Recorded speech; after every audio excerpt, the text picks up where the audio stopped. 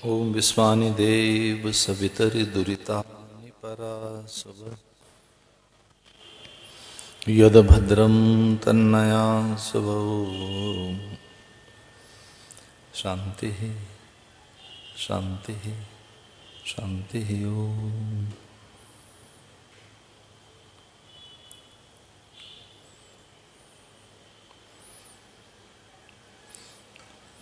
मधुरा मंगला मोक्षप्रदा माँ गंगा के तीरे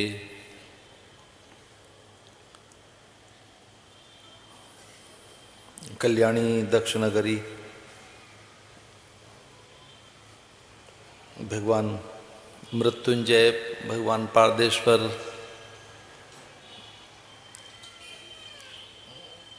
शिव स्वरूप रुद्राक्ष की सन्निधि में भगवान दत्तात्रेय की अनुग्रह स्थली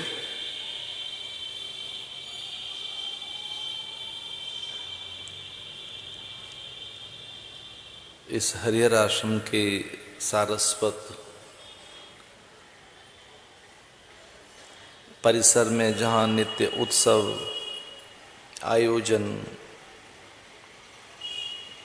तीर्थयात्रियों का आवागमन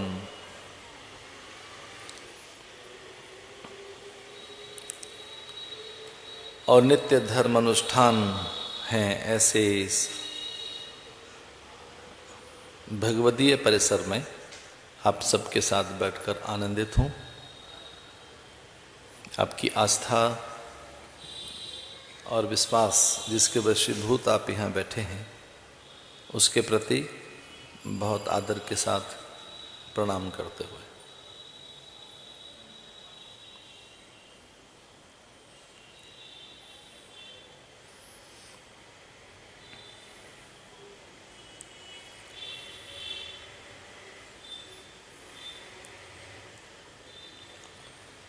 बंधन के इस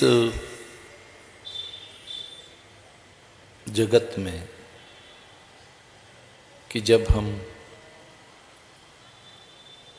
कर्म बंधन के परिणाम स्वरूप यहाँ हैं,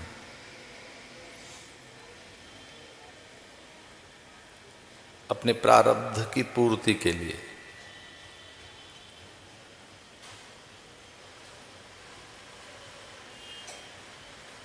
कि जब हम अपने पूर्वकृत कर्मों का फल भोगने के लिए एक यहाँ जाति आयु प्रारब्ध भोग भाग्य काय कलेवर और ये एक ऐसा जीवन लेकर हम यहाँ हैं, तब इसी में एक बड़ी उपलब्धि हमारे हाथ लगी है।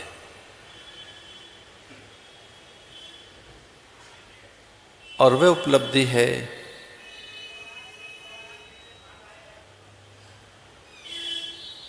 कर्म स्वतंत्रता की।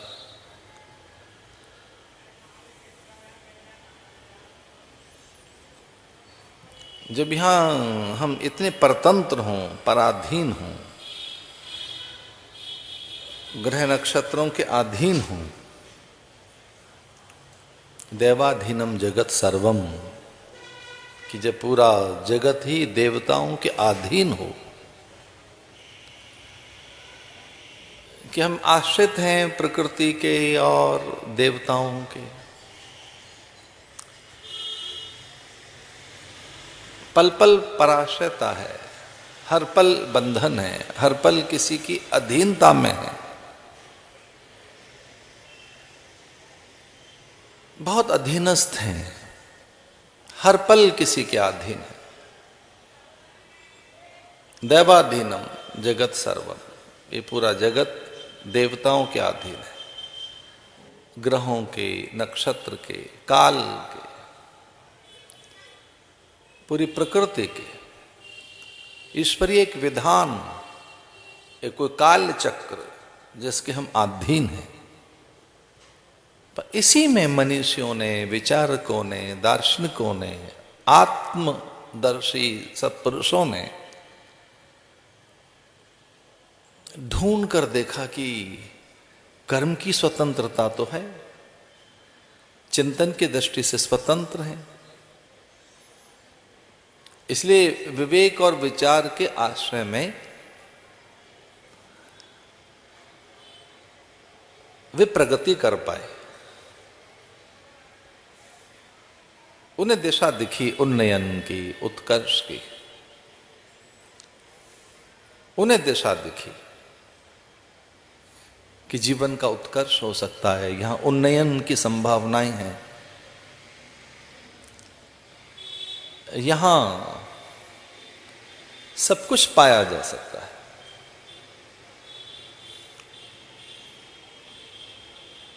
इसलिए विवेक के आश्रय में और उसका आदर करते हुए और उस एकमात्र साधन से सच को देखा जा सकता है।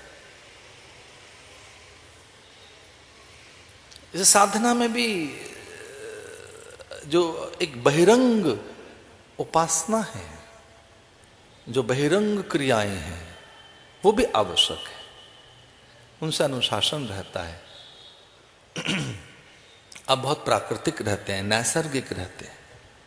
सच तो है कि बाहर की चीजें, बाहर की उपासना आपको बहुत संवेदनशील बनाती है, पदार्थों के प्रति, वस्तुओं के प्रति, संबंधों के प्रति। वो प्रसाद गुण पैदा करती है, आप में तरलता आती है, आप बहुत लचर हो जाते हैं। फ्लेक्सिबिलिटी, एक फ्लेक्सिबिलिटी है जो एक बहुत सबके साथ जुड़ जाना, सब परिस्थितियों में रह लेना और बहुत कठिनाई का अनुभव न करना, ये बहिरंग उपासना के परिणाम।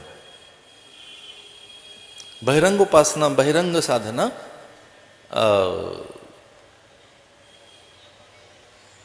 एक समन्वय का भाव जगाती है, समभाव। सबके साथ रहना भी तो एक बड़ा साधन है, सब परिस्थितियों में, सब स्थितियों में कम से कम विचलित हो आप। तो बहिरंग उपासना पदार्थों को प्रसाद बनाती है, वो भगवदीय दिखने लगते हैं, वे स्वयं एक साधन है, बंधन नहीं है। पर अंतरंग उपासना के परिणाम कुछ और हैं, वे त्वरित परिणाम देते हैं, उनका तत्काल फल मिलता है।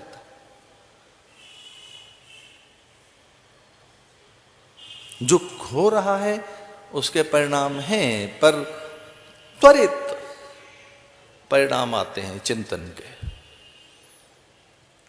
तो जो अंतरंग साधना है, जिसमें आप स्वयं उसके साथ जुड़ रहे हैं, उसके परिणाम तत्काल हाथ लगते हैं।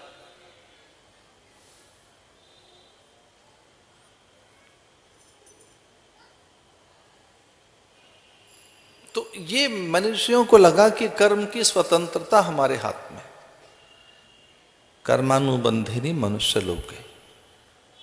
ये बात थोड़ी कही जा रही है कई दिन से कि हम इस लोक में कर्म के बंधन से बंधे हैं, जिसकी चर्चा भगवान करते हैं।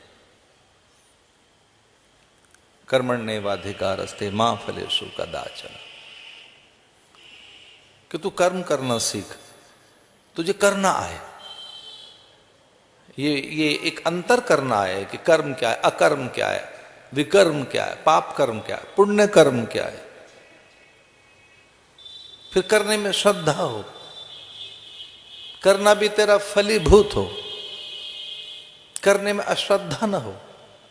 भले वो यज्ञ क्यों नहीं है, अश्रद्धा से किया गया यज्ञ भी फिर किस प्रकार का फल देगा। जो भी कुछ हो रहा है उस करने में करना भी तो सीखें। कर्मण्येवाधिकारस्ते, तू कर, पर अकर्म न हो, विकर्म न हो, पाप कर्म न हो। जब करना ही है तो वो करना पुण्य बन जाए, वो आपका करना उपासना न बन जाए, वो करना आहुति क्यों न बने, वो करना यज्ञ या होम क्यों न बन जाए। अगर विवेक के द्वारा करोगे, विचार पूर्वक, ज्ञान पूर्वक, शास्त्र की आज्ञा लेकर, तो वो फिर करना आपका यज्ञ हो जाएगा।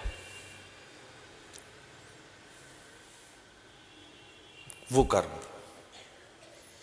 वो पलक झपकना भी क्यों नहीं है, बिना कर्म के तो एक पल नहीं रह सकते।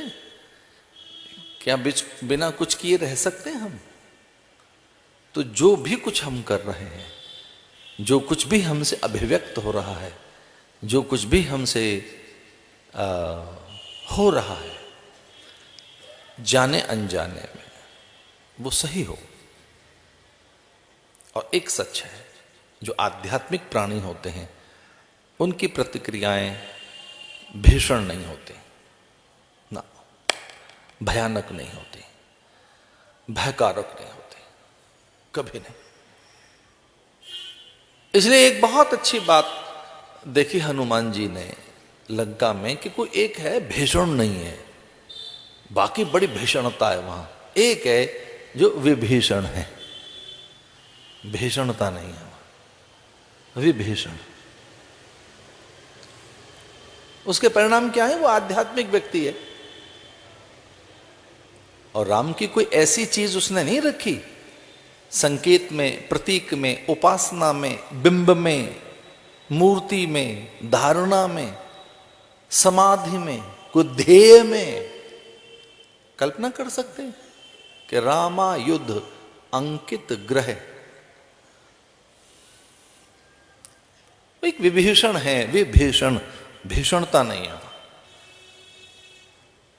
जो आपका बोलना है, जो आपका करना है, अगर आप आध्यात्मिक व्यक्ति हैं तो आपका बोलना, आपका देखना, आपका सब कुछ करना बड़ा सुंदर होगा। उसमें संतुलन होगा, उसमें मर्यादाएं होंगी, वहां पवित्रता होगी, वहीं सदाचार दिखेगा, पूरी नैतिकता दिखेगी। इन छोटी चीजों पे हमारा कोई ध्यान नहीं, हमारी नैतिकता तो नहीं खो गई, हम सदाचार से दूर तो नहीं जा रहे हैं, शिष्टाचार से परे तो नहीं जा रहे हैं।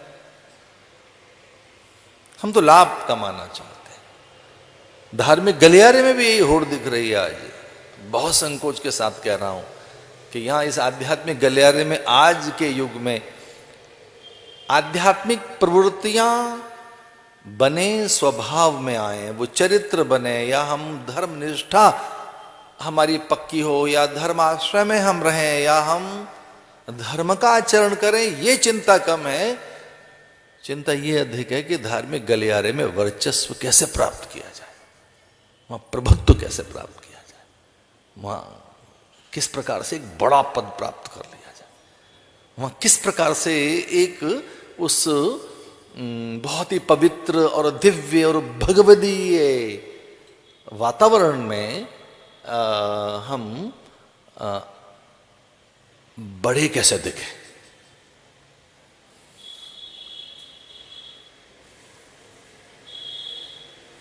चलिए, विभीषण रामायुध अंकित ग्रह, जैसे राम के आयुध अपने द्वार पर अंकित किए हुए थे। रामायुध करती है कि तीर कमान। रामायुध का अर्थ क्या है? उनका कोदंड, वो तो दंड का प्रतीक है, रक्षा का भी। उसमें अपना भविष्य देखता है, वो वहां नियति देखता है, वो नियति है उसकी कि मुझे ये प्राप्त होगा। वो जब भी लंका में आएंगे उनके हाथ में धनुष होगा और उनके तुणीर के तीर, वो तरकश के तीर, एक द्वार पर तरकश का तीर और एक और द्वार पर दूसरी ओर धनुष, वृंदा। और अर्धरात्रि के समय भी आध्यात्मिक अभ्यास, ये तो हनुमान को दिखाई दिया। हर मंदिर हरि मंदिर तह भिन्न बना, घर को मंदिर बनाया हुआ है। हरि मंदिर तह भिन्न बना, हरि मंदिर जैसा है। हमारे पंजाब में उस तरफ वो हरिमंदिर, हरमंदर साहब, फिर उसका उस तरह से नाम हो गया हरमंदर साहब। गोल्डन टेम्पल हमारा जो हमारी शान है भारत की, स्वर्ण मंदिर हमारा, तो वो हर मंदिर, हरि मंदिर, भगवान का मंदिर तहाँ भिन्न बना हुआ, इतना सुंदर, वो कितना सुंदर बना रखा है। हनुमान को लगे कोई मंदिर जैसा लगता है भाई, ये तो कोट कंगूर है, गुम्मद नहीं है, वैसे उस प्रकार का स्थापत्य वास्तु नहीं है, वैसा कोई आंगन नहीं दिखता है उस, और वहां को घंटे घड़ियाल नहीं है, कोई शंखत ध्वनि नहीं है, कोई मंदिर जैसा वास्तु, वैसा शिल्प, वैसा कोई घर का दृश्य नहीं दिखता है, तो हाँ वैसा दिखता है। इसलिए कुछ लोग कहते हैं साधु जैसा है, वो कितना निश्चल, भोला, सरल, निर्दोष, निष्पाप, सहज, स्वाभाविक, तरल, भीतर से गीला, संवेदनशील, किसी का दुख न देख सके, जिह्वा पर कभी कठोर वचन ना आए, उसके देखने में संयम हो, तो ऐसे व्यक्ति को पता है क्या कहते हैं, भाई बड़ा साधु जैसा आदमी है, ये तो साधु है, ये साधु जैसा है, ये संत जैसे है। ये साधु माने सरल, सज्जन, जहां साधुता है, निश्चलता है, निर्मलता है, कोमलता है, जो वीतराग है, द्वेष नहीं रखता किसी से, प्रत्येक परिस्थिति में बहुत सहज रहता है, ऐसा जो जिसका एक आचरण है वो साधु, तो साधु जैसा लगा उसे। हनुमान जी को लगा कोई साधु है भाई यहाँ तो, और लंका में कोई साधु कैसे रह सकता है, और उसका घर बिल्कुल भगवान के घर जैसा लगता है। हर मंदिर, हरि मंदिर तहाँ भिन्न बनावा, कुछ भिन्नता है यहाँ, भिन्नता दिखती है, डिफरेंस दिख रहा है यहाँ, डिफरेंस।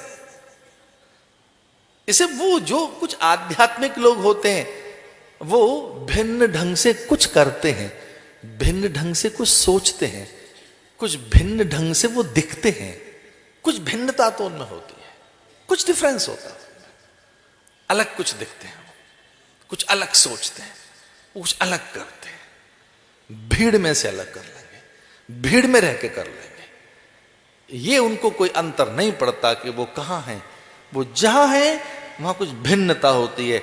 और ये तुलसीदास जी की बहुत सामान्य चौपाई हो सकती है, चलती फिरती चौपाई हो सकती है, ये इसके अर्थ बहुत बड़े हैं। हरि मंदिर तहाँ भिन्न बनावा, कुछ डिफरेंस है, क्योंकि उसने और भी मंदिर बहुत देखे, मंदिर मंदिर प्रतिकर शोधा, उसने मंदिर कम नहीं देखे, हनुमान जी ने बहुत सी चीजें देखी, पर एक आध्यात्मिक व्यक्ति का जब रहन सहन, जीवनचर्या, सेवा सपर्या, ध्येय कि रामायुध अंकित ग्रह वृंदा, फिर चिंतन भी बड़ा अद्भुत है उसका, बड़ा सहज व्यक्ति है, करना कुछ और है कि वह कुछ अच्छा कर रहा है। वो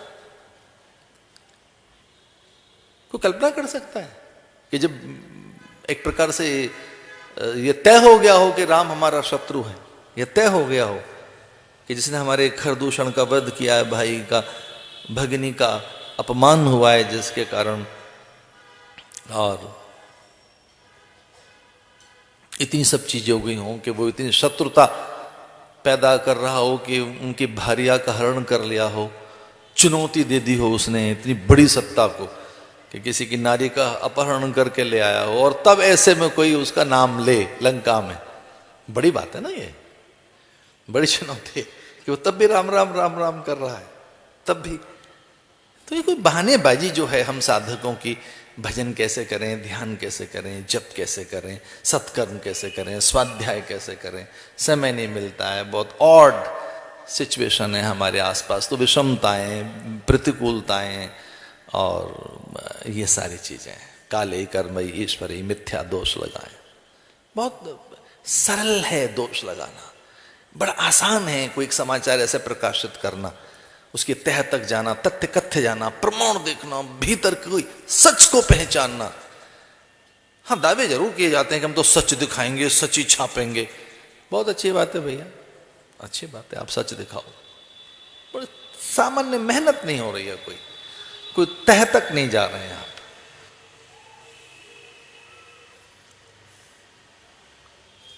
बहुत कठिन है वो, स्वतंत्र चेता बनना बड़ा कठिन है।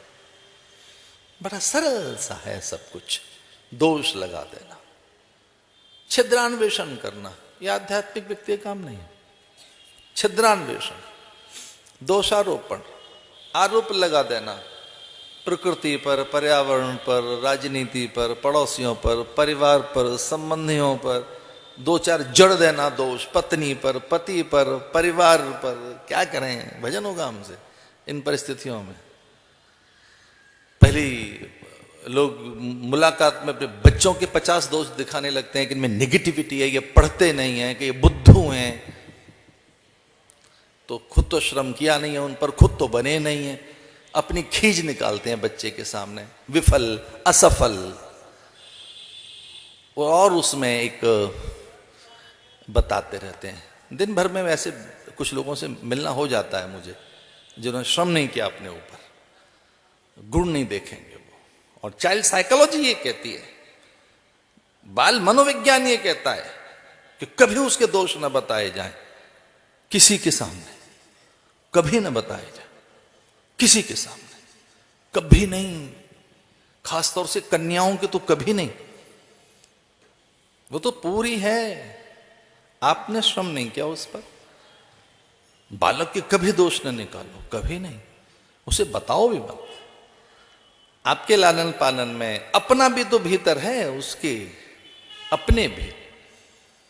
इसलिए वो छिद्रान्वेषण, काले कर्म ईश्वर ही मिथ्या दोष लगाए। बहानेबाज लोग। और अलग अलग एप्लीकेशंस अब तो डाउनलोड की जा सकती हैं अपने आईपैड में। तो मुझे भी किसी ने एक एप्लीकेशंस डाउनलोड कर दी, उसमें 1000 एक्सक्यूज हैं। वो एप्लीकेशन है आजकल, क्लिक करो डाउनलोड कर लो। एक्सक्यूज एप्लीकेशन माने बहाना, 1000 बहाने निकालने। एक ये बहाना, एक ये बहाना, एक ऐसा बहाना, एक ये बहाना है। बहाने के आवरण में अपने को ढक लें, बचा लें अपने को। इनके ऊपर बहाना, उनके ऊपर बहाना, समय नहीं है और युग ऐसा है, ये कलयुग है, घोर कलयुग चल रहा है। 2-4 शब्द बड़े अच्छे अच्छे सीख लिए हमने। कलयुग है हमारा, घोर कलयुग है, बड़ा कलयुग चल रहा है। और आजकल तो गर्मी कितनी है, फिर वर्षा आ जाएगी, फिर बहुत सर्दी आ जाएगी। बढ़िया बढ़िया बहाने पहले से ही हैं, कुछ न करने के अच्छे बहाने हैं हमारे पास। तो ऋषियों ने चीज ढूंढी कि यहां किया तो जा सकता है और अब भी करना होगा, अब भी। इसे जो प्रमाद को चुनौती, अप्रमत्तता है बड़ा गुण। अप्रमत्तता, इससे बड़ा गुण कोई नहीं हो सकता कि आप प्रमाद को जीत लें, अपने अज्ञान को जीत लें, खुद के अज्ञान को। अपने अज्ञान को जीतना बड़ी चीज है। ये 2 लोग गए वहां, राजा सुरथ और समाधि नाम का वैश्य, और वो हारे हुए, थके हुए, परिवार से पीड़ित। वैसे तो सारी कहानी परिवारों की है। वो सुग्रीव हो तो परिवार से पीड़ित है, या विभीषण हो तो परिवार से पीड़ित है, या वो राम और भरत हो तो परिवार का कोई बहुत भावुक कोई एक प्रसंग है कि जिसमें माँ और फिर मंथरा बीच में घुस गई है। कोई है तो सही है, पारिवारिक द्वंद तो है। और फिर बाद में वो बहुत दिन तक रहते हैं, उनका पता भी नहीं लगता, वो आसपास में ही बसे रहते हैं।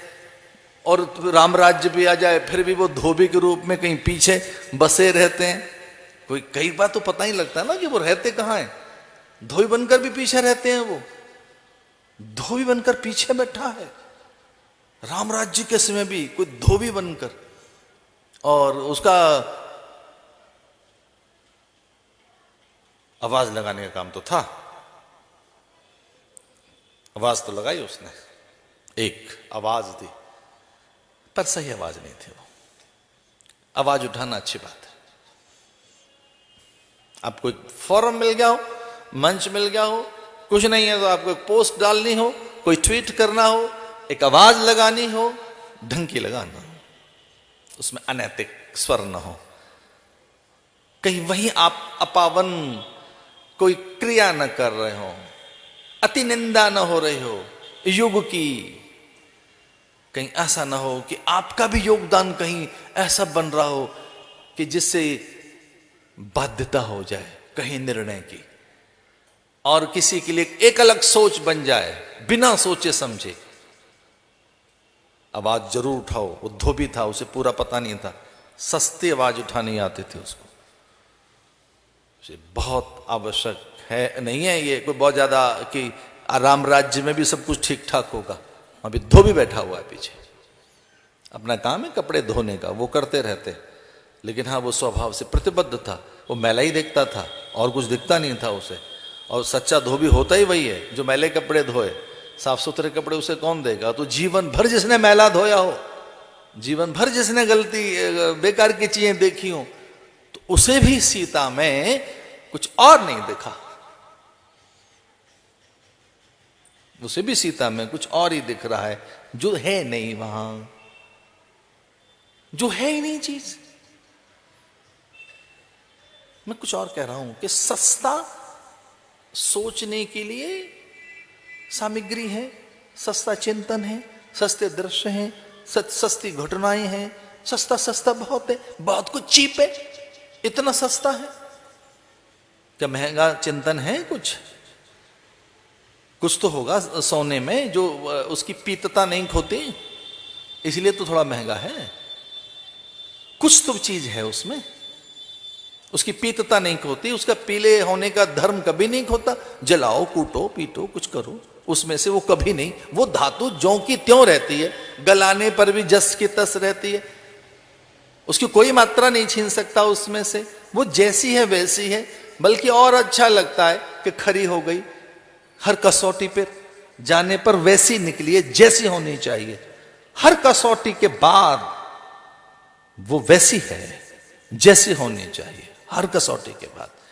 और बल्कि उसमें कोई दोष है तो निकल गया, कोई विजातीयता है तो खो गई, उसमें कोई खोट है तो निकल गया। अच्छा लगता है सोने को तो, कि मुझे तपाने के बाद में से मुझ में वही तो रहना चाहिए जो मैं हूं, वही रहना चाहिए। चिंतन का सस्तापन। इसलिए जब आप कुछ कर रहे होते हैं तो बहुत पुराना अभ्यास होता है आपका उसके वो करने में। कर्मण्येवाधिकारस्ते मा फलेषु कदाचन, या कर्मानुबंधिनी मनुष्य लोके। जो कर्म है, कर्म बड़ी चीज है। आओ थोड़ा सा एक नई चीज बताएं, याद रखना, यहां हम यात्री हैं इस ब्रह्मांड में, इस धरती पर, यहां इस जीवन में हम एक यात्री की तरह से हैं, हम यात्री हैं। यहाँ वो भव सागर पार करना है, या भवाटवी पार करनी है, या संसार चक्र पार करना है, या वो पुनरपि जन्म मरणम के चक्र से मुक्त होकर फिर अपने ओर जाना है। तो पता है क्या लेकर आए यहाँ? कर्म की पूंजी, पुण्य की पूंजी। परदेश जब जाता है व्यक्ति तो पाथे के साथ साथ पूंजी भी लेकर जाता है। बहुत पुरानी बात मैंने सुनी, गांव के लोग कहते थे परदेश में पैसा काम में आता है, और ये परदेश है अपना, रहना नहीं देश बेराना है। कबीर ने तो कहा कि भी परदेश में आए हुए हैं हम, यहाँ रहना नहीं देश बेराना है, बेराने देश में आए हैं, परदेश में आए, यहाँ से कभी तो जाना है, तो यहाँ से जाएं, जो पूंजी लाए थे तो खो के जाएं या कमा के जाएं। एक बड़ी पूंजी लेकर आए, बड़ी गजब की। इसलिए हमारे साथ एक चीज बहुत अच्छी है कि पुण्य की पोटली साथ लाए हम, ये बड़ी चीज है। मुझे ब्रह्मचारी जी महाराज याद आ रहे हैं, प्रभुदत्त ब्रह्मचारी जी महाराज। और मेरी महाभाग्य की जो गाथा है इतनी कि मैं भाग्यवान प्राणी हूं, और ये आप भी कहा करो कि हम महाभाग्यवान व्यक्ति हैं, हम मनुष्य हैं, हम साधक हैं, हमें गुरुओं का संग मिलता है, हम तीर्थ में जाते हैं, हम सत्कर्म कर सकते हैं। महाभाग्यवान व्यक्ति जिन्हें संत मिलते। तो मुझे महाराज जी के दर्शन हुए झूसी में, प्रभुदत्त ब्रह्मचारी जी महाराज के, और वो उस दिन यही चर्चा कर रहे थे, कुछ यही चर्चा कर रहे थे, कुछ लगभग ऐसा ही विषय था उनका कि मनुष्य बड़ा भाग्यवान है और वो पुण्य की पूंजी साथ लेकर आया है, पुण्य की पूंजी। इसे जो पूंजी लाए हैं हम यहाँ, वो उससे निवेश करें और कमाया जा सकता है। और ये सच है कि पुण्य से ही तो ये देह मिली ऐसी, या फिर वो बड़ा कोई स्वर्ग आदि या कोई बड़े सुख या सम्मान या अनुकूलताएं पुण्य से तो मिलते हैं, और किससे मिलते हैं भाई? सारे ग्रंथ यही तो कह रहे हैं कि जो सुख है वो पुण्य का परिणाम है और दुख पाप का परिणाम है। दुख क्या है?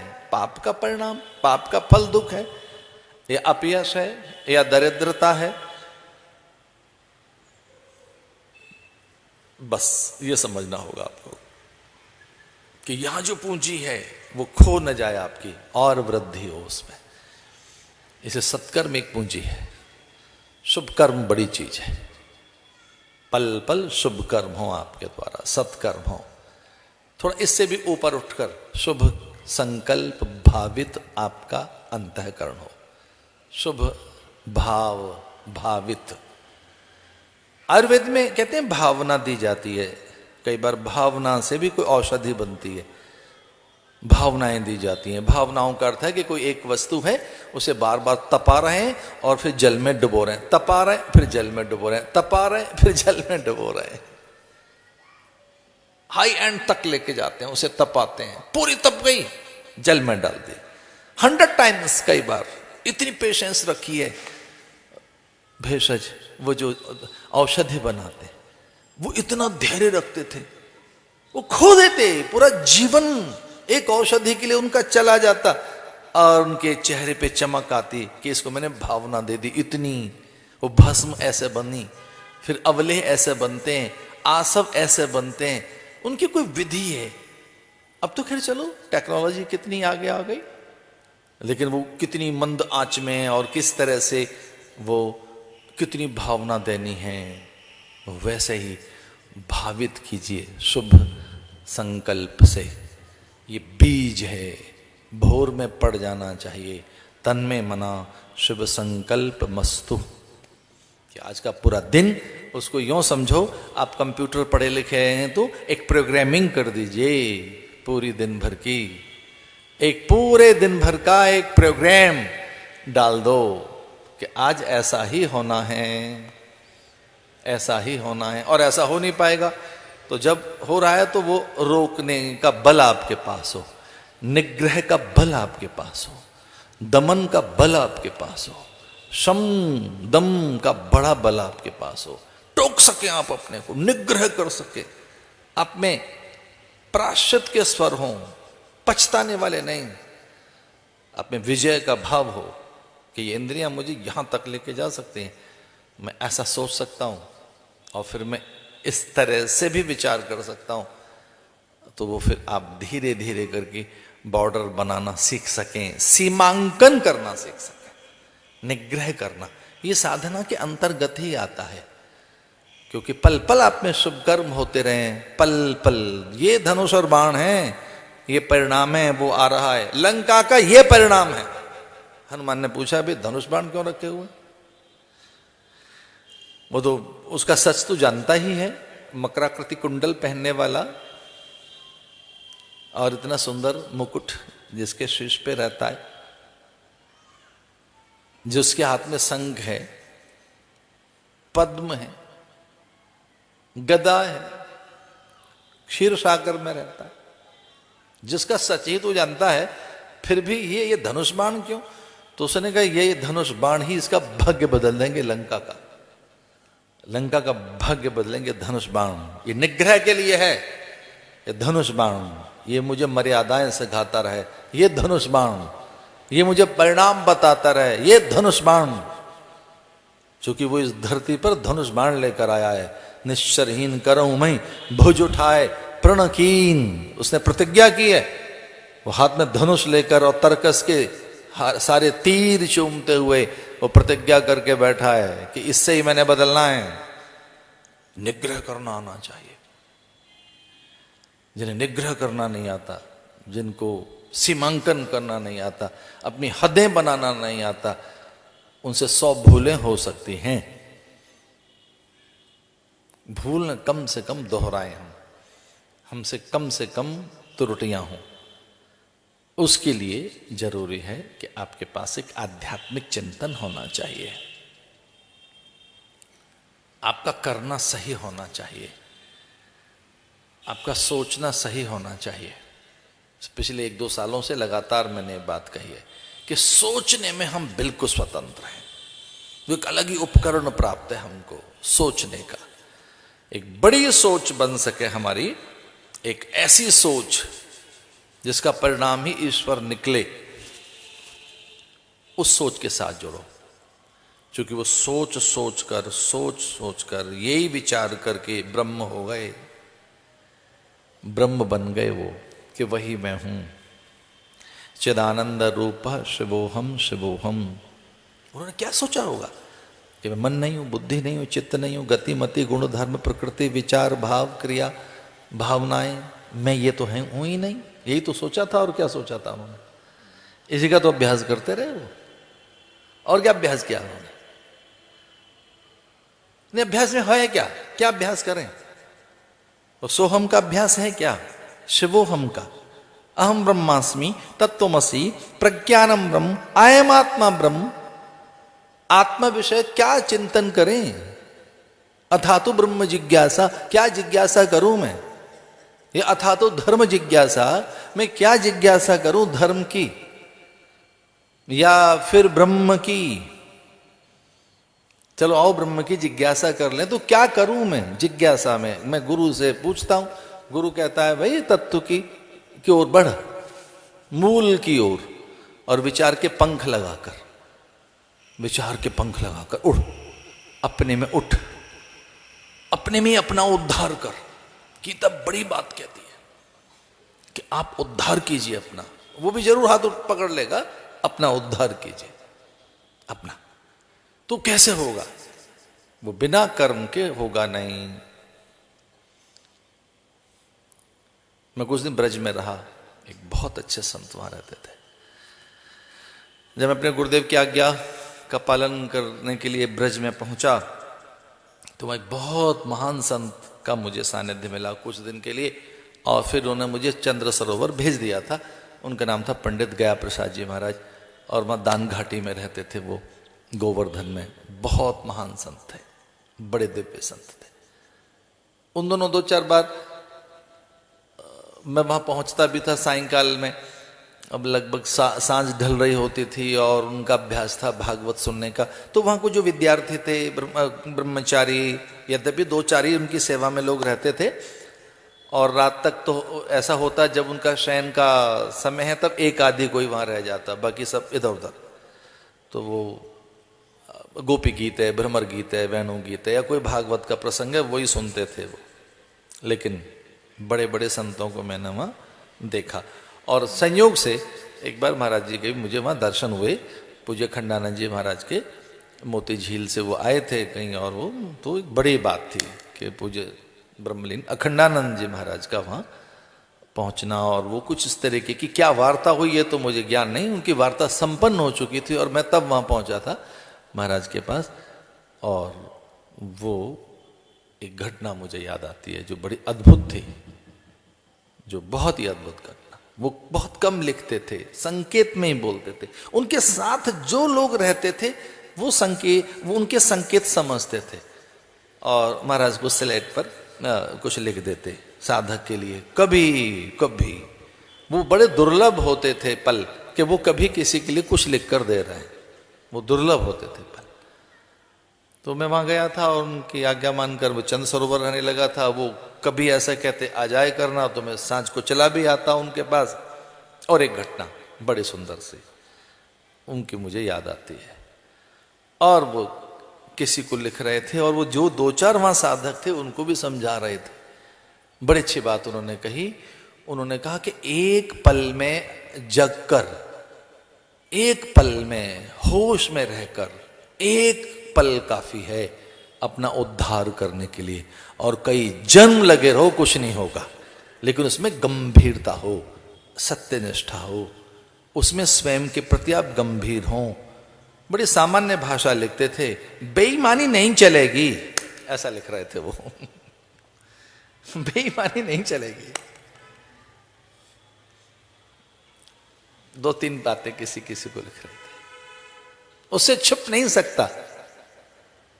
यहां संकल्प करोगे, संकल्प का अर्थ ही यह है कि जैसे संकल्प किया तो मैं आज की भाषा में करूं, सारे चैनल्स खुल जाएं और वो धमक वहां हो, धमक हो। इसलिए मैं आज ये नवमी की सांझ में, कनखल में, इस योग करण में, इस वार तिथि नक्षत्र में ये संकल्प कर रहा हूं। संकल्प का बड़ा विज्ञान है, बड़ा विज्ञान है संकल्प का। संकल्प में ये सब चीजें खुलती जाती हैं, तत्त लोग तक आपकी बात पहुंचती है कि आप क्या संकल्प कर रहे हैं। जैसे ही सत्यनिष्ठा के साथ आपने विचार किया, वहां तक धमक जाएगी, द्वार खोलेंगे, सिंहासन हिलेगा, वो जो भी उनकी स्थिति है उन तक आपकी तरंगें पहुंचेंगी। उन तरंगों को आप रोक नहीं सकते। जैसे कुछ स्थूल तरंगें, आपके हाथ में ये जो एक सेलुलर फोन है ना, ये मोबाइल फोन, तो जब आप इसमें कुछ करते हैं तो वो कितने हजार किलोमीटर ऊपर जाती हैं तरंगें। आप तो यहीं तो छू रहे हैं कुछ अंकों को। यहां वो 9-10 अंक आपने यहां छुए, 9-10 अंक जो आपने यहां छूते छूते छूते बस आप छूते जा रहे हैं, आप उनका स्पर्श करते जा रहे हैं, और वो परस्पर स्पर्श के साथ साथ उनका संगठन, समुच्चय, उनमें एक समन्वय, परस्पर वो अवगुंठित होते हुए एक दूसरे के साथ मेल खाते हुए गए छलांग लगाकर ऊपर, और वहां से वो उस तरह से उसे ढूंढते हुए नीचे आते हैं। घंटी बज गई, और एक सर्विस प्रोवाइडर तो यहां तक लिखता है, लो कर लो बात दुनिया मेरी मुट्ठी में। वो तो एक सर्विस प्रोवाइडर यहां तक लिखता है कि दुनिया मुट्ठी में है, या दुनिया को मुट्ठी में करो, लो कर लो बात, बस हो गई। यहां कुछ आपने वो अंक दबाए, यहां पर दब तो रहे वो अंक, यहां आपने भी उनको स्पर्श किया है, वो स्पर्श होते होते वो तरंगे आपस में मेल खाती हुई, उनका कोई समन्वय, और वो परस्पर गई आकाश में, और वहां से वो सीधी उस व्यक्ति तक पहुंच गई। इसका अर्थ बात तो होती है। तरंगों को अगर ठीक तरीके से प्रसारित करना आता हो, अगर ठीक तरीके से तरंगों को का जोड़ तोड़ करना आता हो, तो बात तो हो जाती है।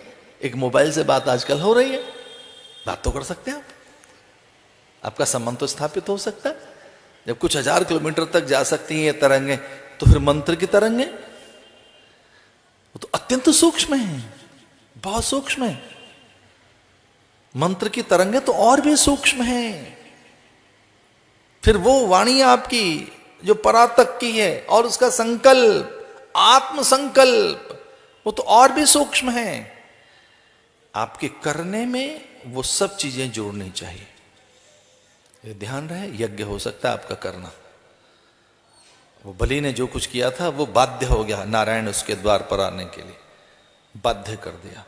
वो आहुतियां इतनी व्यापक और इतनी प्रभावशाली, ईश्वर भीख मांगने के लिए द्वार पर आ गया, हाथ पसार कर द्वार पर खड़ा है। इस तरह से वो तरंगों का साम्राज्य। इसे आपका जो करना है वो यज्ञ बन सकता है, आपका जो सोचना है वो बड़ी चीज बन सकता है, एक अनूठे आप बन सकते हैं, बिल्कुल अलग। एक छोटा सा संस्मरण, एक प्रसंग और सुनाता हूं मैं उत्तरकाशी में था जिन दिनों, तो वहां कोई एक सज्जन थे और उन्होंने उनके दर्शन किए थे। एक निसर्ग दत्त नाम से मुंबई में कोई एक बहुत जागृत पुरुष हुए हैं, और वो मराठी में कुछ बोलते थे, फिर उनका अंगल भाषा में, संस्कृत भाषा में, हिंदी भाषा में उसका रूपांतरण हुआ। बड़े समर्थ पुरुष थे, वेदांती महापुरुष थे। और कोई अंग्रेज आया था, कोई बहुत बड़ा दार्शनिक भारत में, और उसने पूछा था कि मुझे मेरे पास बहुत कम समय है, 1-2 दिन के लिए मैं यहाँ आया हूँ, और क्या मुझे कोई संत मिल सकते हैं, मेरे उनसे संवाद हो सके, मैं उनसे चर्चा कर सकूं, तो क्या वो ऐसे अभी संत हैं? तो जिनसे वो पूछ रहा था, तो उसने कहा किस प्रकार के संत? बोले जैसे अष्टावक्र। उसके मुंह से ऐसा निकला कि जैसे अष्टावक्र, क्या उस प्रकार के संत हैं अभी भारत में? जैसे अष्टावक्र, जैसे वशिष्ठ, क्या उस प्रकार के संत हैं? तो उन्होंने कहा कि हाँ, एक बार वहां जाकर देख लो, निसर्ग दत्त के यहाँ, उनसे एक बार संवाद कर लीजिए। और वो चले गए वहां, वो अंग्रेज गोरा जो बहुत बड़ा दार्शनिक था, छोटा सा घर उनका, मुंबई में बहुत छोटे से घर को खोली भी कह देते हैं कुछ, और राम जाने क्या, बहुत छोटा सा घर। तो वहां एक दो साधक पहले ही उनके कमरे में बैठे थे, और प्राय साधु महात्माओं के पास जाओ तो जूते उतार के जाना होता है। तो वो देखा उसने जूते चप्पल उतरे हुए हैं, और वो जूते उतारने लगा अपने। और छोटा सा तो घर था। निसर्गदत्त महाराज से पूछा उसने, और अपने वहां एक को सज्जन बैठे थे कि क्या मैं जूते उतार दूं, क्या मैं जूते उतार दूं यहां, क्योंकि वो एक पल के बाद जाने वाला था। बस उसका यह था कि मैं देख लिया, ठीक है यहाँ बैठने की जगह नहीं, कहाँ कहाँ ये कैसी जगह है, और मैं यहाँ कहाँ बैठूंगा, ऐसा सोचकर वो, उसका काम तो बन ही गया था, मैंने दर्शन कर लिए, चले बस, और अब क्या संवाद कर रहे हैं।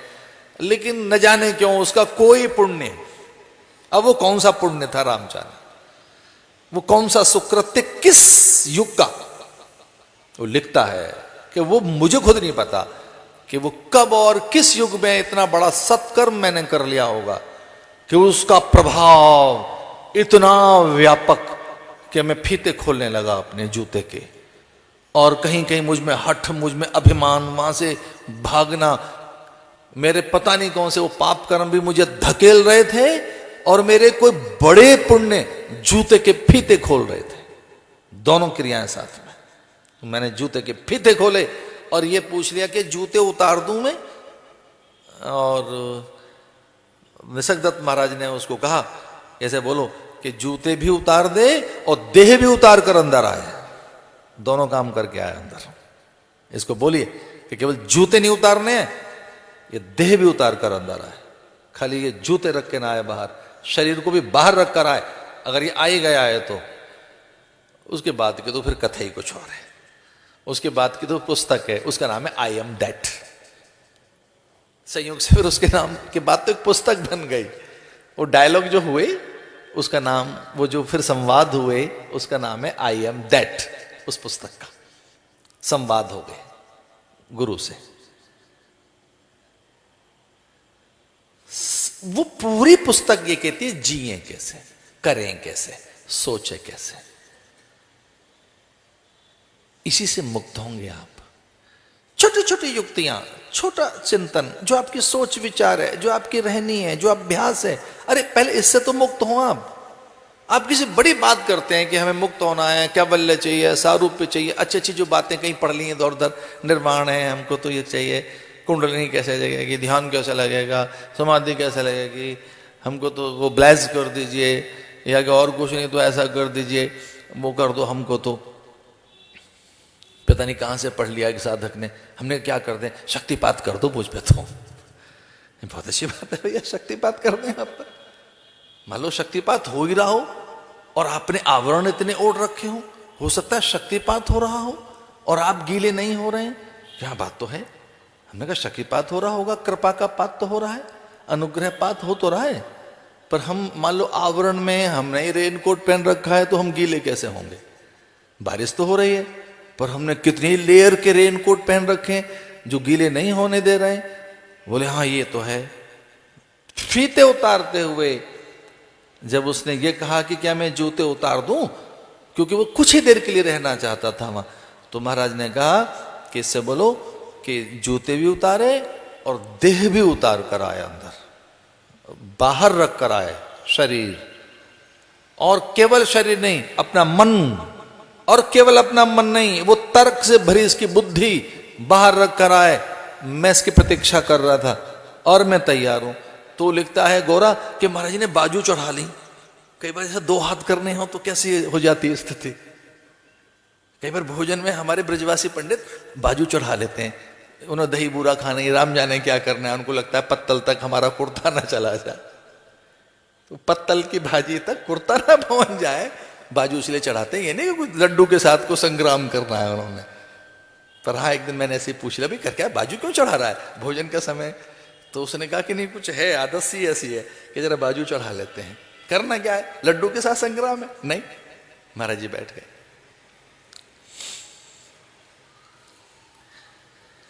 मैं कल तक जो विषय ले रहा था, हमको लगा कि उसका तो उसको पूरा करें जैसे तैसे, नया विषय लें। वो ये है कि जो आध्यात्मिकता है वो पल पल आप में रहनी चाहिए। जो कर रहे हैं छोटे छोटे यत्नों अभ्यास, पतंजलि कहता है कि जो छोटे छोटे यत्न हैं आपके, छोटे छोटे प्रयत्न हैं आपके, छोटी छोटी क्रियाएं आपकी, जो दिन भर आप कर रहे हैं, जो दिन भर सोच विचार करके कर रहे हैं, वो भी सही हो आपका। दिन भर आध्यात्मिक अभ्यास हो, 1 घंटे के लिए नहीं, अभ्यास दिन भर का है। वो जो आपका आध्यात्मिक अभ्यास है वो 24 घंटे का हो, वो पूरे महीने भर का हो। और अपने एक और बात कहूं कि घोषणा कर दो कि हम साधक हैं, हमको ये चीजें नहीं छुएंगी। जब हम साधक हैं, हमें ये चीजें विचलित नहीं करेंगी, हम इन बातों से प्रभावित नहीं होंगे, ये बातें हमें व्याकुल नहीं करेंगी, ये घटनाएं हमें चिंतित और व्यथित नहीं करेंगी। रोजमर्रा की चीजों से क्या परेशान होना है कि उनका स्वभाव ऐसा है, उनकी प्रकृति ऐसी है, राजनीति ऐसी है, परिवार में ऐसा हो गया है, पड़ोस में ऐसा हो गया है। रोजमर्रा की चीजों से परेशान होंगे तो एक तरह से एक विधिवत घोषणा करके अपने भीतर, और कि भाई आज मेरा व्रत है तो मुझे अन्न नहीं लेना है, तो नहीं लेता आदमी अन्न उस दिन कहता है, या मुझे नहीं लेना है आज नमक तो नहीं लेता, निर्जला एकादशी है मुझे जल नहीं पीना है तो वो नहीं पीता। वैसे ही हम साधक हैं तो हमें ये चीजें, इतनी चीजें व्याकुल नहीं करेंगे। उनका स्वभाव, उनका बोलना, उनकी प्रतिक्रियाएं हमें व्याकुल नहीं करेंगे। एक शब्द मैंने कहा कि वो भीषणता में भी विभीषण है। वहां भीषणता नहीं देखी हनुमान जी को। हनुमान जी ने कहा एक जगह तो है ये कुछ अलग तरीके की जगह है, जहां बड़ा आनंद है, अनुराग है, प्रसन्नता है, कुछ भिन्न है, कुछ डिफरेंट है यहाँ का, सब कुछ यहाँ बड़ा डिफरेंस है। लंका में और सब तो एक तरह से रह रहे हैं, ये कुछ अलग तरह से रह रहा है। हरि मंदिर था भिन्न बनावा, को भिन्नता है। इसका अर्थ क्या हुआ? आप थोड़े भिन्न दिखे ना फिर और लोगों से, अगर आध्यात्मिक है तो अब में कुछ भिन्नता तो रहनी चाहिए। और अगर हम आध्यात्मिक है तो हमें भिन्नता तो रहनी चाहिए। और भिन्नता किस बात की? कोई वैसे वैसे कपड़े पहनने पड़ेंगे ना भाई, नहीं, कुछ अलग तरीके से करिए, कुछ अलग तरह से सोचो। तो जो भिन्नता है वो सोचने में हो, वो करने में हो, वो कहने में भी हो, वो दिखे भिन्नता। रंग वंग मत लेना दूसरे तरह के कपड़े, ये हमारे वाले कपड़े नहीं रंग लेना कि चलो कुछ भिन्न दिखना चाहते हैं हम, दिखे नहीं हो आप, भिन्नता आपके स्वभाव में आए। हरि मंदिर तह भिन्न बनावा, राम आयुध अंकित ग्रह, शोभा बरन न जाए, नव तुलसी का वृंद तह देख हर्ष कपिराए। हनुमान प्रसन्न हो गए। हनुमान ने कहा तो बड़ी अच्छी जगह, यहाँ तो प्रसन्नता है, कितनी प्रसन्नता है, हर्षित हो गए वो। फिर बाद में तो संवाद उनके हो गए, एक आध्यात्मिक संवाद हो गया, कथा हो गई, एक पूरा व्यक्ति तैयार हो गया। और देखिए कि एक आध्यात्मिक व्यक्ति ने किस तरह से राम को जय दिला दी, या वो किस तरह से आध्यात्मिक व्यक्ति और पूरी धरती पर राम राज्य का के लिए एक वो सूत्रपात कर सका, या कि वो एक पात्र बन सका, या कि वो उसका भी एक बड़ा योगदान है। अपने घर में जाकर डायरी में लिखना कि स्वामी जी ने एक सुंदर सी बात बताई थी, विभीषण वो है जहां भीषणता नहीं है। विभीषण कौन है? भीषणता नहीं है, भीषण नहीं है वो बेकार सा नहीं है, दुखी नहीं करता किसी को, उससे अच्छी तरह से बात हो सकती है। थोड़ी एक सामान्य और सस्ती सी बात करूंगा, आप भी भीषण प्रतिक्रियाएं मत करो, भीषणता ना हो आप में। इसलिए जो आध्यात्मिकता है हमारी भीषणता को छीनती है, भयानकता को छीनती है, हमें तरल सरल बनाती है आध्यात्मिकता। हम बहुत सहज हो जाते हैं, मीठे से हो जाते हैं, हम फिर वही हो जाते हैं, वही सोच सोच कर। मैं नहीं जानता कि वो क्या है, भृंगी नाम का कीट, पर हाँ वो आसपास में सबको भृंगी बना देता है। उसकी ध्वनि, उसका शोर, उसका उस तरह से भन्नाना, उसका उस तरह से रहना, वो कुछ वैसे ही बन जाते हैं। और कीट वैसे ही हो जाते हैं, कुछ देर के लिए वो भूल जाते हैं। ठीक वैसे ही आप वही हैं, यहां इस धरती पर वही है। अलग आए, रहना नहीं, देश बिराना है, परदेश में आए, कर्म की पूंजी, शुभ कर्म करिए, पुण्य कर्म करिए, यही मुक्त करेंगे आपको और यही मार्ग खोलेंगे आपका। एक बहुत अच्छे संत कहते थे, स्लिप भी हो गए तो फिर अच्छा श्रीमताम गे है, मान लो स्लिप हो गए, नहीं पार उतरे, अच्छे घर में तो फिर आएंगे। पुण्य का परिणाम एक तो हाथ ये लगेगा, या तो पार गए, पार नहीं गए तो कहीं अटक गए। अच्छा, अटकने का संत अर्थ क्या लगाते हैं? वो कहते हैं या तो पार गए या फिर अटक गए। तो एक संत ने इसका अर्थ पता है क्या लगाया? स्वर्ग में जाने माना अटकना। यहां तक कितनी सुंदर बात कही उन्होंने कहा या तो पार गए और पार नहीं गए तो कम से कम शुभ कर्म पुण्य कर्म हमें अटका तो देंगे कम से कम। तो अटकने का अर्थ क्या लिया उन्होंने? स्वर्ग को अटकना बताया है संतों ने। क्या कहीं अटक भी गए तो कुछ देर के लिए चलो वो अटक गए, कहीं अटकने करते रास्ते में कहीं रुक गए तो अच्छी जगह तो रुकेंगे स्वर्ग में। ऐसे कर्म करो कि या तो पार जाएं, और अगर नहीं पार जा सके कहीं रास्ते में अटकना पड़ गया, अच्छी जगह तो अटके, कहां? स्वर्ग में। और मान लो वो भी नहीं हो सका, उस तरीके की भी पूंजी नहीं इकट्ठे कर पाए, बहुत ज्यादा ही स्लिप हो गई, तो लौट के आए यहां, तो किस घर में आए? श्रीमताम गेहे, जैसे जड़ भरत लौट आया। रास्ते में अटक गया ना वो, तब तो करना था, छलांग पूरी थी। मृग बाल के मोह में आकर थोड़ी आसक्ति हो गई और फिर से मृग बनकर और वो कुछ भोग भाग्य भोगना पड़ा, योनि में आए लौटकर। पार ही जा रहा था वो तो, लेकिन वो कुछ इस तरह की आसक्ति पैदा हुई कि धरती पर आना पड़ा, मृग बनकर आना पड़ा। मृग देह से फिर मुक्त हुए तो श्रीमताम गेहे, किसी एक अच्छे परिवार में जहां अच्छा वातावरण था, और वहां से फिर उसने वो लॉन्च किया अपने को, फिर से एनर्जी बूस्ट अप, फिर से उसे ऐसा लगा कुछ नई छलांग लगानी है। और कितनी बड़ी छलांग लगाई कि वध स्तंभ पर खड़ा हुआ व्यक्ति भी खड़ग से और बलि देने वाले उन भयानक लोगों से भयभीत नहीं है, बल्कि वो भयभीत हो रहे हैं, थर थर थर थर कांप रहे हैं उनके हाथ। भागवत में लिखा है कि वो बता रहे था, राजा ने कहा तुम बलि क्यों नहीं दे पा रहे हो, इसके बलि दो, नर बलि दो और मुझे संतान मिलेगी। जैसे तैसे तो एक हट्टा कट्टा बड़ा सुंदर सा प्राणी मिला है जिस अंग भंग नहीं है, जिसकी बलि दी जा सकती है, तो ये इसकी बलि दो, और बलि दोगे भद्रकाली प्रसन्न होकर मुझे वर के रूप में संतान देगी, तो बलि दो इसकी। तो बलि देने वाले वो जल्लाद कहते हैं कि डर लग रहा है इस आदमी से। डर क्यों लग रहा है? बोले कि इतना निर्भीक है कि इसे देख के हमको डर लग रहा है, इसको देह का किंचित भान नहीं है, इसको देह का तनिक भी बोध नहीं है, इसे यही नहीं पता वध स्तंभ पर खड़ा है, ये देह से परे है, ये देह गेह का कोई ज्ञान नहीं है इसको। लेकिन राजा का आदेश था, राजा ने कहा इसका वध करो।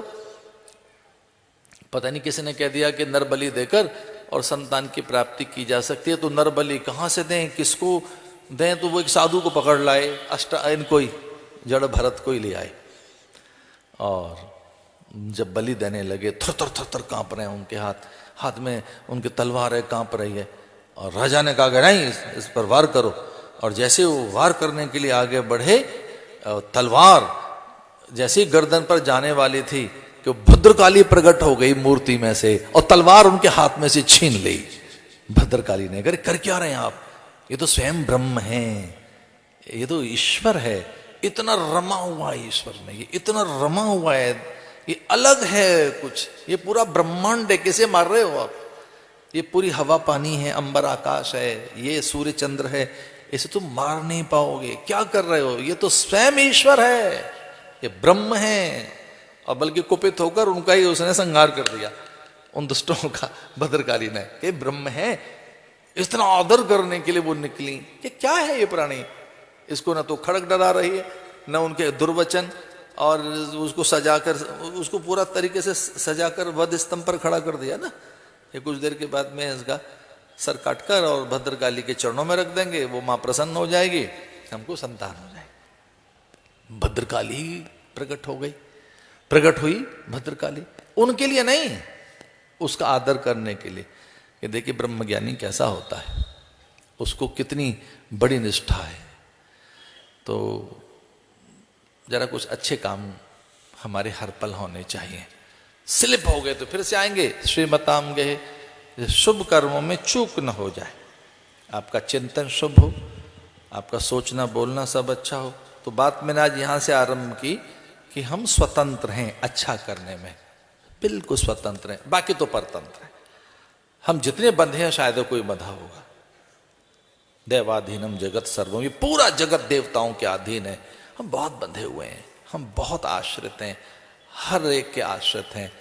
पर चिंतन में हम स्वतंत्र हैं, अच्छा सोच सकते हैं, हम अच्छा कर सकते हैं, बहुत अच्छे हो सकते हैं, हम वो हो सकते हैं जो वो है। सोच सोच कर वो ब्रह्म बन जाता है, सोच कर वो देवता बन जाता है, सोच कर ही तो वो बन गए। तो चिंतन ऐसा